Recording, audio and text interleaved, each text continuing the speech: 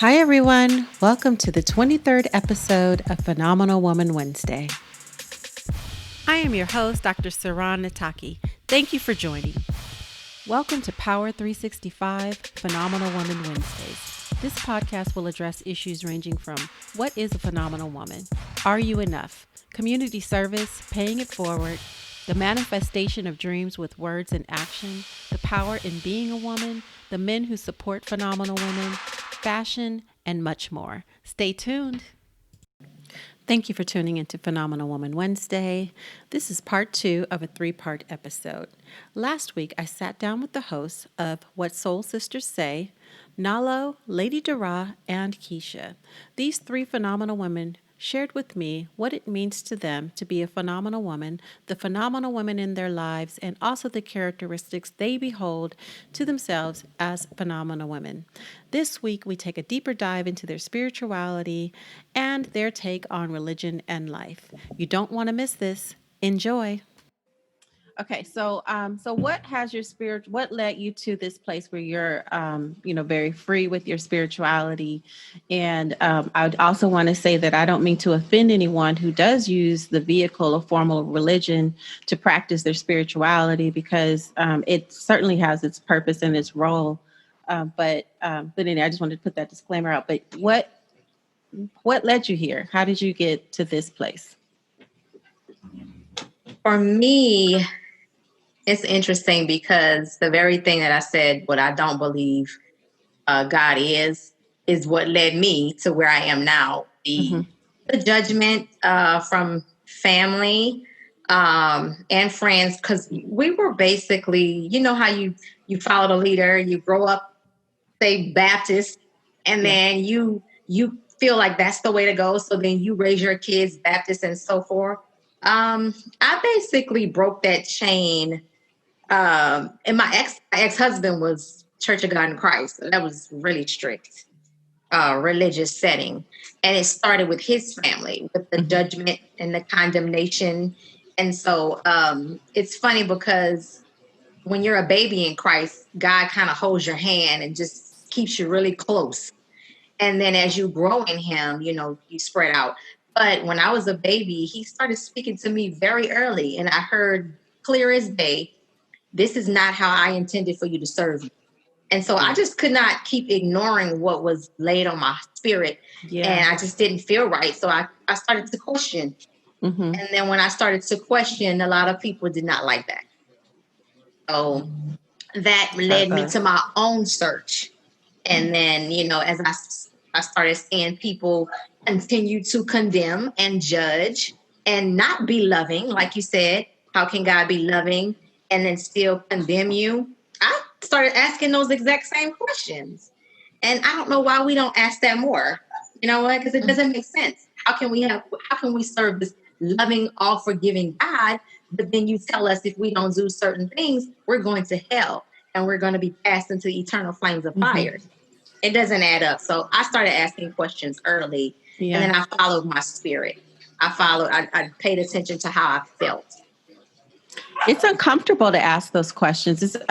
It can be uncomfortable for you yourself, depending upon how you grew up in the religion and those rules that are put into place in terms of those boundaries of what you can ask and how far you can go with those questions. And then once you start posing those questions, it makes other people uncomfortable because you're not only you might be, braving that storm and like taking that leap to ask the questions, but by asking them, it forces others to entertain them, and that makes it very uncomfortable.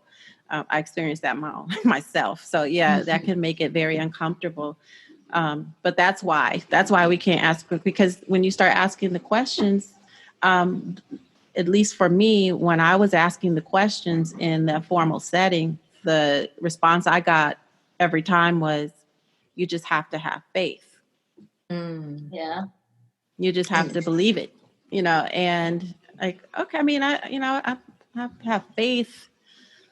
I think that you also have to feel it. But I think that you can believe it, but you also have to feel it. You can't ignore your feelings because that's where God is, your intuition, your inner compass. That is God. Yeah. Just and to that Yeah. point too, like when, like if you're, this would always interest me. Like I would be in church and I would be thinking, I would know like what I needed to do in certain circumstances. Like I would just know, and someone would come and say, the Lord told me to come and tell you. And I appreciate that, but he was telling me something different. Like I talked to him too. He told me something a little different than that, but I appreciate it. But a lot of times, like the message would be to further lead to conformity. You know what I mean? Like God told me to tell you that you needed to basically, if I just finish the sentence, that you need to conform. Need to conform, Yeah. So, but anyway, that's just my experience with that. But so, what would you say, Nalo? That sounds pretty familiar. Yeah. Well, for me, my story is a little bit funny because not only we were brought up in the church and we were going to church, but I was married to the church. So, my first husband was a minister. Okay. Wow. He wasn't a minister when we got married. He went to school and he was like, well, I'm going to go to school to be a minister. And then everything changed. A lot of stuff changed once he started going to school. And then I started serving, I guess, in the church, in different organizations and things like that. Yeah. And that's when it really started to get a little uncomfortable and a lot more suffocating because it was every day. It was all multiple times a day. It was money. It was a lot of it was a lot. Like how much time we got?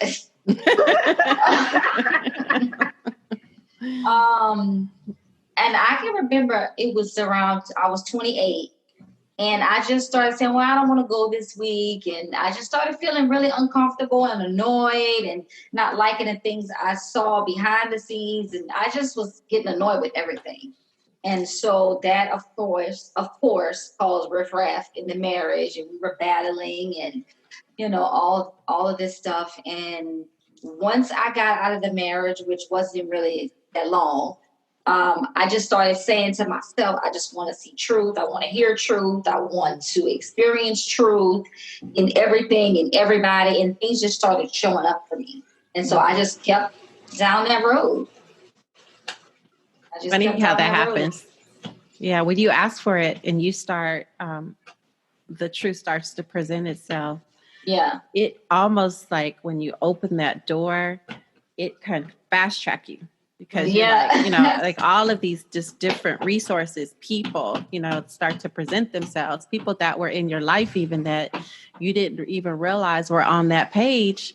You're like, oh, that's what you think? I didn't know that, And so, that's really interesting. When you ask for the truth, it certainly presents itself for sure. Yeah. When you start to act, then you really start to see how powerful you really are and the things that you're speaking are. You say you want it, but then you got to be prepared for when it comes. And so you have to be open in your mind and your heart because it's going to be completely different from what you've been raised on your entire life. Like I said, I was 28. That's, that's a long time before 28 when you've been taught and trained and kind of, like you say, conformed and molded into a certain thing. And then all of a sudden you're like, something's not feeling right. I just want the truth. I want to experience truth. And then things start showing up. And you're just like. Yeah, for sure. What would you say, Kisha? I wanted to touch on one thing you said about the condemnation, feeling condemned. Everyone's talking about feeling condemned and the condemnation. I kind of believe that a lot of the religions were structured almost like a dictatorship, to keep people in line, to scare slaves and, And I would go to church and, growing up Baptist, is a lot of Holy Ghost and crying and boo-hooing and just, it's so dramatic in itself. And it's beautiful when you're hurt, because I always call the pulpit the emergency room for the emotionally ill. And that's where we all go. That's the gateway. It's the door to get to the other side. And I would keep going to the same door. And as I matured in my spirituality, I was like, I don't feel like this anymore. I'm not hurt. I don't have anything to cry about. So what's next? What do we do now? Like every week I'm going to be boohooing and crying about and complaining. And, it was just like what do you call it? Like a wailing wall? Yeah. Like a rerun. Exactly. And I would walk in the doors and I got to the point where I felt so powerful. Like, I want to know where to go from here. What's next? I've heard this sermon how many times? I don't have anything else left to cry about. So I just kind of felt like there was more after that. What actually brought me, well, we grew up in church. Our cousins sang in the choir, our grandmother preached, and aunts and uncles. That was just our lifestyle. Yeah, I believe through slavery, of course, most definitely. And then I was in this really bad marriage, and I just used to go to church just for some salvation. Like it was. I felt like I was married to a devil, like a Lucifer's brother or like BFF or something. So that really drove me to, I was looking for an escape, to be saved from this horrific lifestyle I had gotten myself into. Yeah. But then after I started growing and, kept going and growing and going and growing and growing. And I was like, I just don't, I felt like I was healed on that level. Mm-hmm. I just felt like this isn't for me anymore. There has to be more. And then that's when it was Bible study one Wednesday. I'll never forget. And I walked in and I was just like, I'm not feeling this. And then I left and I started searching for more. And when you search for more, you definitely get more. And that's when I started running into more mystical type people. Just walking in the street and a girl would grab my hand and just read my palm out of the blue. And that started opening my eyes even more. I was having more of those experiences. Yeah.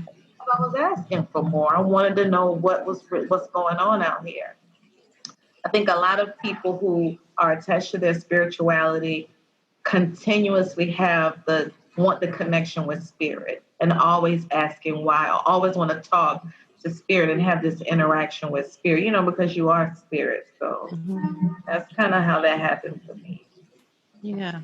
Wow. So when you say you felt that you were married to the devil, you mean like literally? You mean like literally? You're talking about the relationship that you were in. I'm talking about the marriage. The marriage. Okay, I got it. Okay, I just clarified. I definitely believe when you're a light being and you are an angelic earth angel, you would definitely in your lifetime be attached to some devils or some evil entities, because positive energy attracts positive and negative. So you can definitely get caught up in some stuff. So no, literally, when some people are just evil to the core, you get to that point where God is showing you that and you can see that's what that is. And I definitely, that relationship put my relationship with spirituality like a oak tree roots were deep. That's when I really got rooted and held on to spirit, like with my life because of that relationship. So I definitely see that's the reason why I had that relationship, because it was solidifying my relationship with spirit, because I was in such a desperate situation. That's what got me out of it, was my salvation through spirit, just my connection and learning how to read spirit, and having my own relationship with God was the opposite of what they were telling me to do in church, like endure, put holy water in the washing machine and the clothes and all this crap that was not working, obviously. So I really had to start talking to God because I needed to get out of it. Yeah. And it rooted me. It grounded that relationship. Yeah. But yeah. I understand. Yeah. I understand a lot, actually. Yeah. I have an experience that's actually kind of similar to what you described. So I understand like being in a relationship where you really feel like the other party is not is dark, is Very very dark. dark. And then navigating that and really trying to make peace with yourself on what to do with that, and how to honor the commitment that you've made in the face of God, but still, acknowledge that, still battling with the fact that this is not, it's not right. This is dark and it's not really serving me in the way that I think it should. But in retrospect, you realize it did serve you, is what I'm hearing you say. Mm-hmm.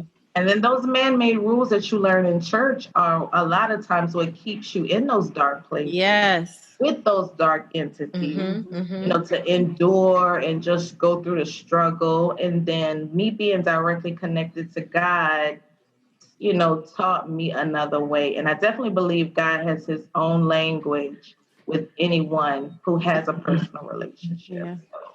And the things you hear and you're instructed to do never make sense or never line up with what you were taught. That's true. And that was the beautiful thing about spirit is it's very freeing once you get to that side, because it's just not 1, 2, 3 or come a certain way. It opens the door for any and everything. So you get to a good place of freedom once you have your relationship with spirit and you can hear clear. It's extremely freeing. I mean, like nobody can tell me nothing anymore. Like nothing. Like it worked for me so well to where, I was talking to my girlfriend the other day and I was telling about a miracle I had, and she was like, "Oh, you better thank Jesus." I was like, "Girl, don't play with me like that. That's not, I don't do that." And I noticed my friends who still believe in that try to still push that on me. And sometimes I let it slide because of ignorance or it's just a habit. Because I was sold out too now. I was sold out. So I was one of the ones like, look, Jesus was the man. But when I started learning about other religions, every religion has their form of Jesus. You know what I'm saying? Like every religion has this middleman. And so it just led me to believe with every religion has its middleman, and every different parts of the world that there has to be something higher than that. You know what I mean? Like that's just like would be an example of the disciples.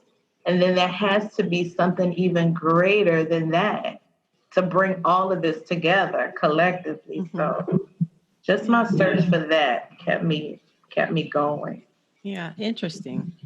Interesting. Even to the point where you said, you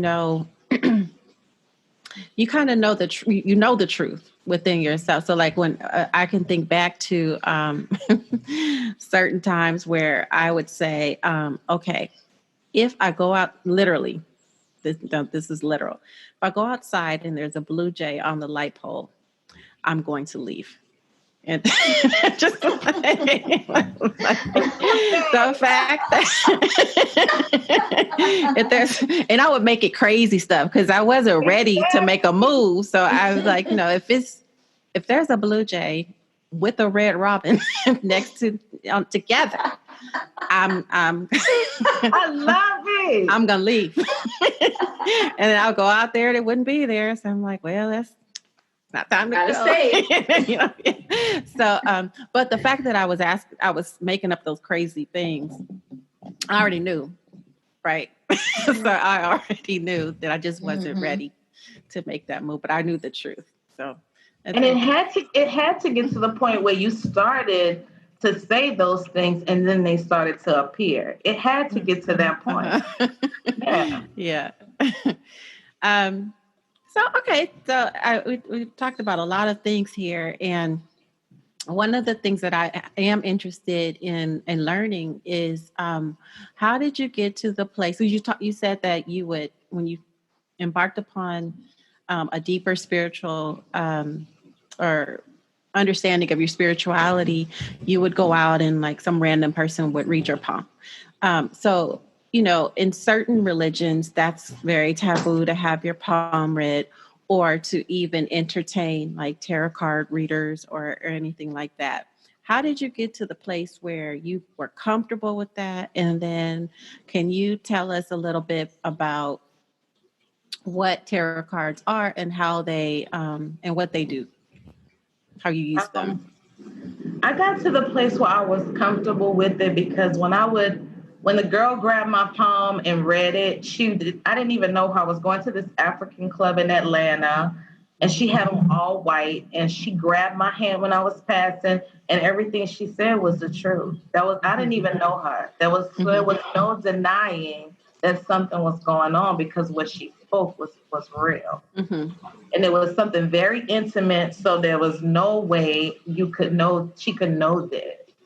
And I didn't even know anything about palm reading or anything like that, Yeah. or tarot like this. I didn't know anything about that kind of stuff. I mean, like I heard about psychic hotlines, which I called before a long time ago. That was speaking truth to Miss me. Cleo. It was Miss Cleo, but it was like one of those things through the telephone company. You used to have it through the telephone company, and I just was always curious because I always wanted to know stuff. I don't know. I just always wanted to know stuff. So that would happen, and just strangers would walk up to me and just tell me things about my life all the time. It just was happening, especially after Katrina. It was happening more and more and more like clockwork. So I was just like, wait a minute. I knew something was going on because while in your ordinary life, that stuff just doesn't happen for no reason exactly. So I met a girl, Fatima. She worked for Dorothea, which is a clairvoyant, and she read tarot cards. But what I've learned about that is we all have these abilities. We're all telepathic. We all can astral travel. This was our original form of being because remember the written languages and speaking in English is new. That's new. That's very, very new. So when the Egyptians used to draw pictures and sacred scribes and things, the card readings really come from that. And the traditional tarot deck just started as like a little bridge game.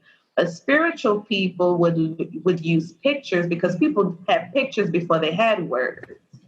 So they would have to draw pictures and just kind of like interpret different things like that. So spiritual people took this card game, just like they take a deck of playing cards with spades and hearts, they can read that too. And then it would, just like you say, you have a knowing, and spirit speaks to you through whatever the language is. Like Darah can hear, she can directly hear phrases. And I don't know, spirit speaks to me through a knowing. And the fascinating things about the cards is I did a lot of coloring as a kid. I like books and I like pictures, and it's just plain and simple like that. So it was just a way for me to talk to spirit and hear words right away. It would just come in, just plain word form, right away. So what a lot of people don't know about the Bible is a lot of it has a background of Greek mythology. So even with the tarot readings, or any kind of witchery, which is just nature, or like medicine men, medicine women, anything that man can explain becomes taboo. And if you knew about astrology or your natal charts and things like that, you would know about your power. You would have your map to life. So they would make it taboo so you wouldn't have the keys and the essentials of what you needed to break free from bondage. Mm-hmm. So after we had left the church and after Katrina and all of that kind of stuff, I just was open to everything. And the truth of the people coming to me with this truth, people I didn't know, they would just tell me things that were true, led me to really believe in it. It's almost like the church, when you have the prophet and the prophetess in the church, it's the same thing. It's just different words for it. You may want to call it a clairvoyant, you may want to call it a psychic. It's all the same stuff. And we all as people have prophetic dreams and we get signs and images. So we all have some form of it.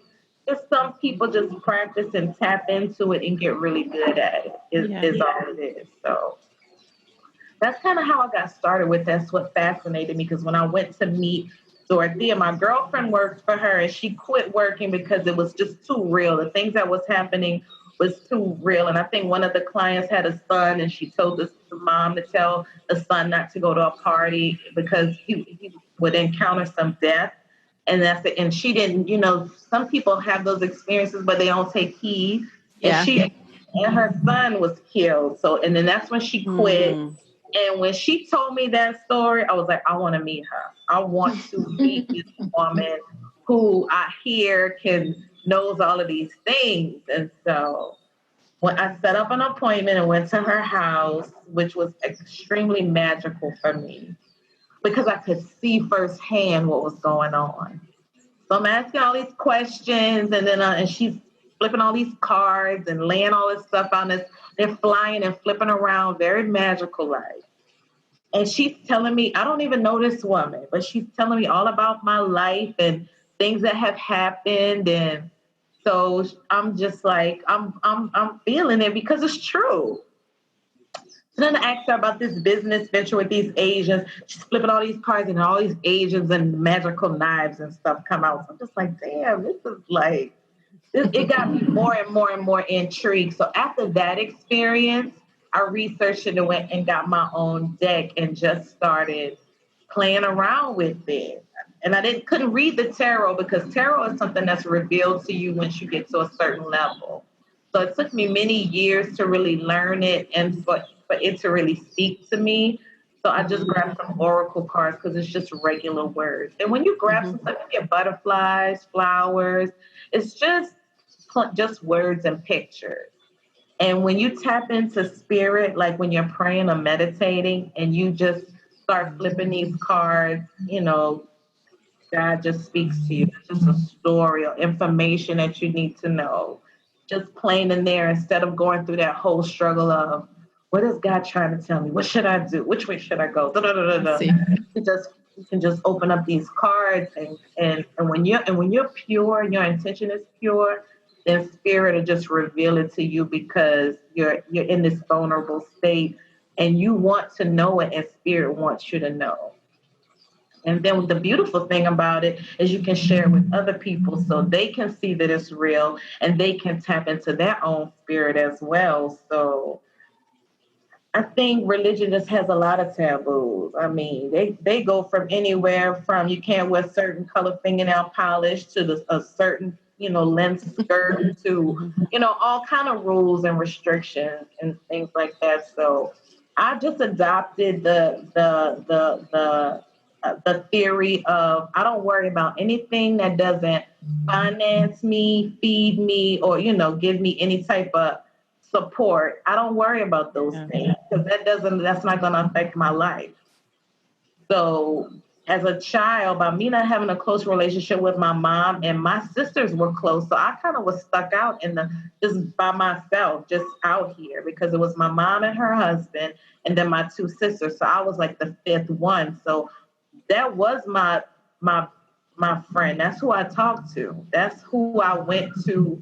That's who I called on whenever I needed from all the way from the beginning because probably because of growing up in church. So it was just something I developed early as a child, as early as 5 years old.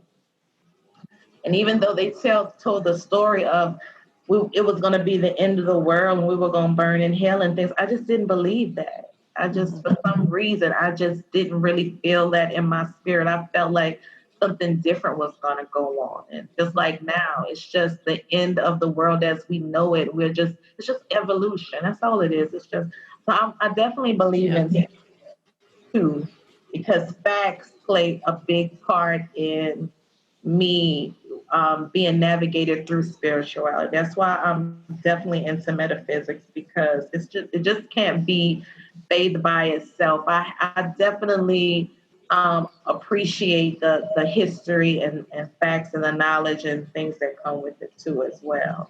Yeah. Wow. Yeah. Thank you for sharing all of that. Wow.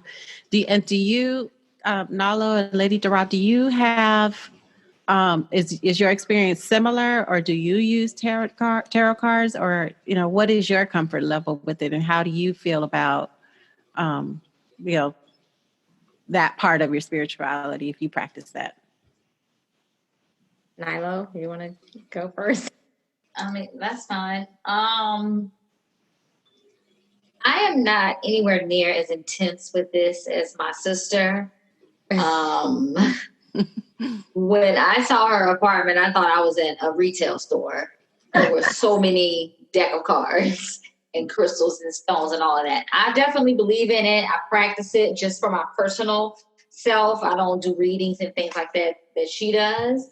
I definitely practice it, not as often as these two, but I definitely practice. So, and I too have gone to see Dorothea. It wasn't as magical as her experience. It was interesting. We'll say that. That's funny.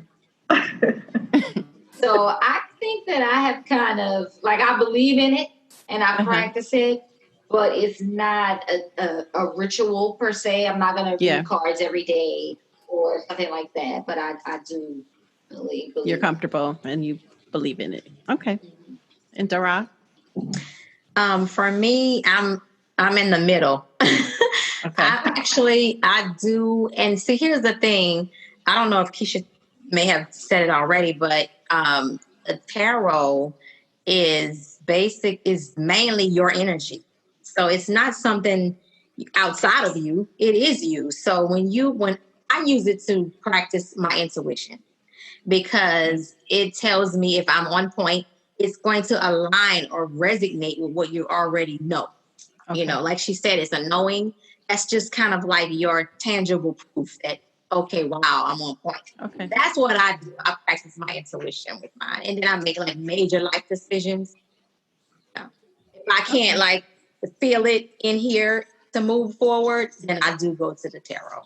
Okay, that makes sense. So if you're dark, it can be dark. Oh, definitely. Yeah. Yeah. But if you're light, it's light. Yeah. Yes. Got it. And one thing with that, you're going to know that because you're going to feel in your spirit if it's light or dark. Even if the person reading for you is light or dark, spirit source will let you know. Yeah. Just like the woman that came to you in church and said, God told me to tell you. Yeah, it's the same thing. And anybody can turn cards over and experience this for themselves. Exactly. Because if God wants to speak, God is going to speak. Point blank. That's what it's going to be. So yeah, anybody can tell you something that could be dark even without even using any cards. Mm-hmm. You know what I'm saying? So that's really just a tool, like a pendulum, or like if anybody walks up to you on the street and gives you a message from God, that's still a form of, like you said, a vehicle, a tool to get the message to you. Yeah. So it just depends on what you're attracted to. Mm-hmm. How do you want to get your information from spirit? I can get it through songs that I listen to, or just through nature. Because I've played with, I'm in constant commune with spirit all the time. Yeah. So cards aren't the only thing. I pull that out a lot of times when things get real sticky and thick. Yeah. You know what I'm saying? And I'm like, so it's a Blue Jay moment. Yeah, it's a very Blue Jay, Red Robin type moment. You pull a card, you pull those cards out. Yes. Got it. Okay, that makes sense. Because I think for me, like the first clue I had, but there was more than what I understood there to be. This was like many years ago. I was in New Orleans, and I was with a friend of mine, and we were in the French Quarter, and there was she said, I want to get my palm read, and I said, okay, well, you go ahead. I'll sit back here. And she said, well, just sit next to me. So I said, okay, I'll sit with you, but I'm good. I don't need to have my palm read. So I'm sitting there with her, and so the lady is reading her palm, and there was a gentleman next to her, and he said, I'll read your palm. I said, no, I'm fine. And he said, oh, well, you have, so he just started reading anyway. And he says, well, you have a lot of, you're a water sign, and you were born in whatever month he said. And so she stopped what she was doing. I guess she was like, let me stop all this shenanigans because you don't know what he's doing. So she's like, no, no, no. She's a fire sign. No, she was born in July. No, she was born July 28th. I was like, whoa. You know that, you know? So she, when she finished up with my friend, she said, I'll read your poem. You know, I'll do it for free. You know, I'll just, after I'm done with her, I'll read them. I said, okay, you know, I'm sure. Let's see what you have to say.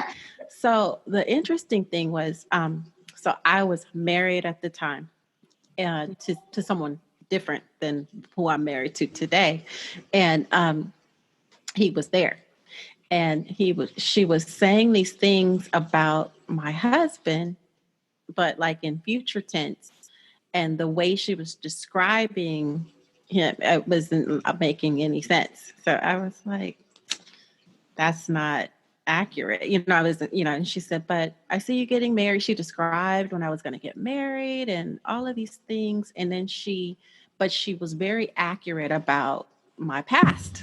So that was really weird to me. So I'm like, well, how is it she's seeing this wedding and I'm already married to this person? And how is she describing this other person? But that is nothing like this person over here, you know? But that was like my first, you know, like, there's something else, you know?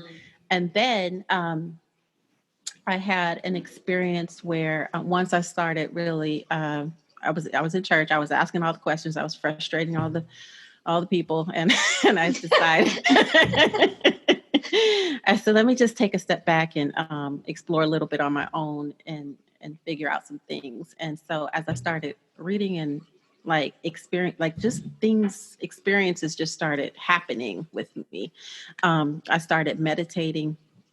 And when I was meditating, I would always have this light show up, and I didn't understand what it was. I just knew that it was nice.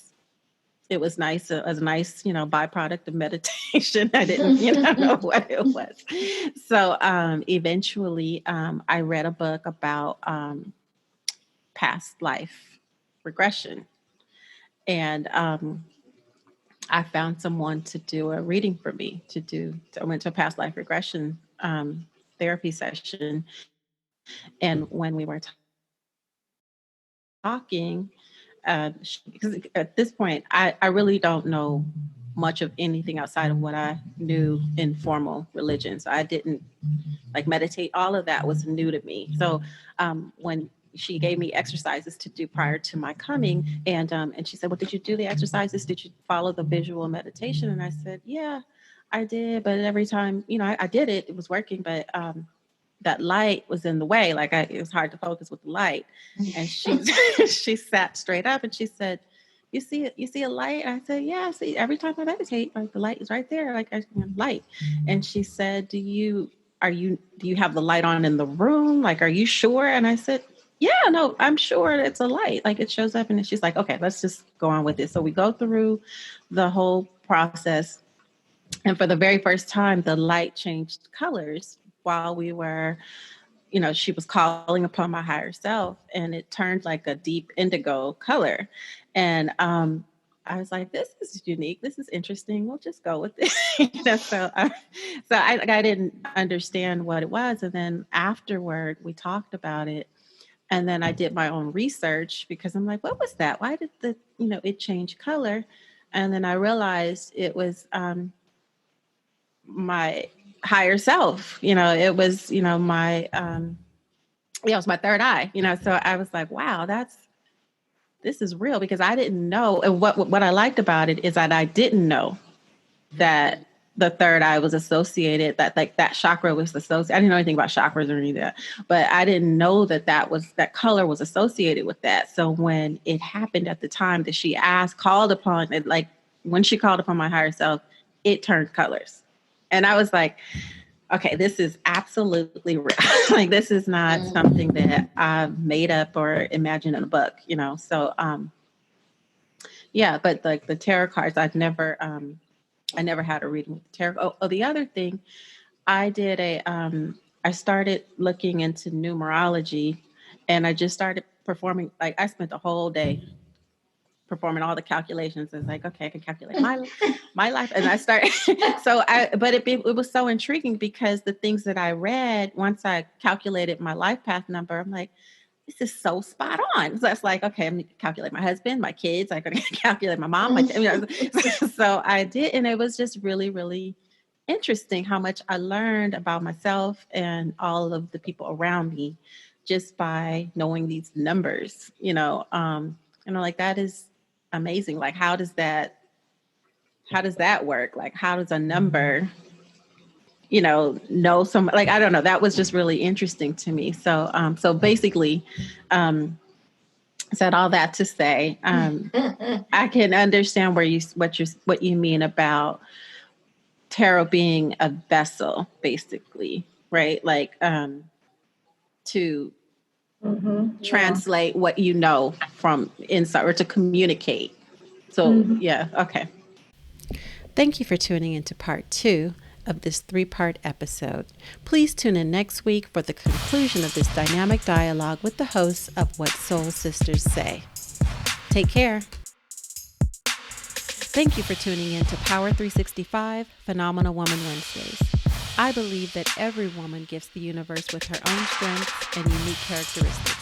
Simply because she is born, the universe benefits. Every woman is growing, learning, and evolving. On this channel, only positive seeds are sown, no matter how flawed the soil. Take care and have a phenomenal Wednesday.